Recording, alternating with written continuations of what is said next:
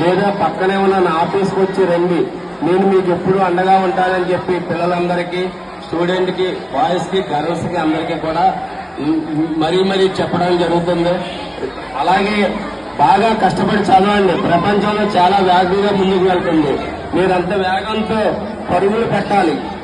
బాగా ఆటలు ఆడుకోండి, అప్పుడే హుషారుగా ఉంటారు. మీకు ఆడుకోవడానికి ఏమైనా అవసరమైతే చెప్పండి, మీకు అన్ని సమకూరుస్తానని చెప్పి మీకు హృదయపూర్వకంగా చెప్తున్నాను. అలాగే అమ్మా నాన్నలు, టీచర్స్ కు బాగా గౌరవం ఇచ్చి వారిని బాగా చూసుకోండి. జై హింద్. భారత మాతాకి జై.